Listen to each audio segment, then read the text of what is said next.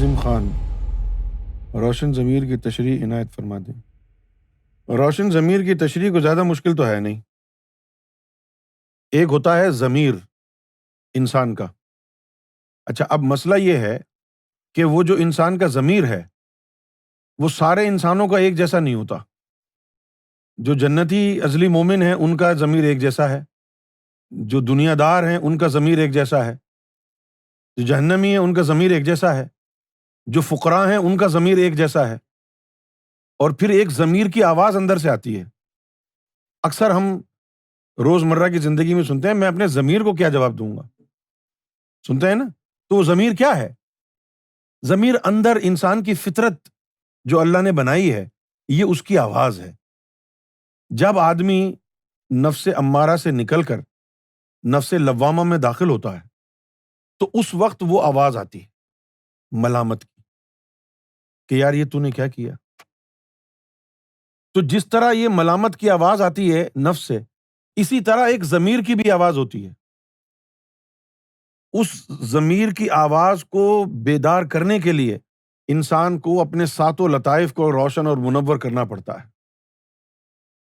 پھر اس ضمیر سے اللہ تعالی کا رابطہ جڑ جاتا ہے، اس کے ذریعے پھر القاء آتا ہے، الہام آتا ہے۔ تو روشن ضمیر ہونے سے مراد یہ ہو گیا کہ اب اس نے اپنے ضمیر کی آواز جو دبی ہوئی تھی، اس دبی ہوئی آواز کو ابھار لیا ہے۔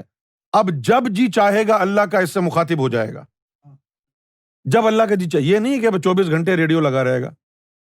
جب اللہ کا جی چاہے، یعنی اللہ کا جی چاہے کہ اس سے میں بات کروں، روشن ضمیر ہے، بات کرنے کے قابل ہے، اللہ مخاطب ہو جائے گا، وہ سن لے گا۔ تو ان تمام لطائف کا منور ہو جانا ظاہر ہے کہ صرف 5 لطیفے نہیں ہیں۔ سب سے پہلے تو لطیفہ نفس اور قلب ہی ہے، اور اصل کہانی بھی یہی ہے۔ اگر آپ میری بات پر یقین کرنا چاہیں، آپ نفس اور قلب کو پکڑ لیں، باقی خود بخود آپ کے پاس آ جائیں گے۔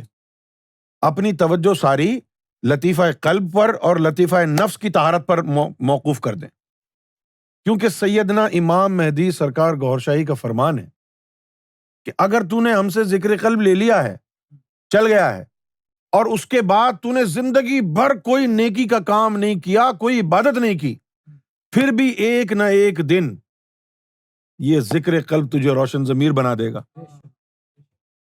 ایک نہ ایک دن تجھے روشن ضمیر بنا دے گا، کیونکہ وہ نور چلتا رہے گا نا۔ یہ روشن ضمیر ہو گیا ہے۔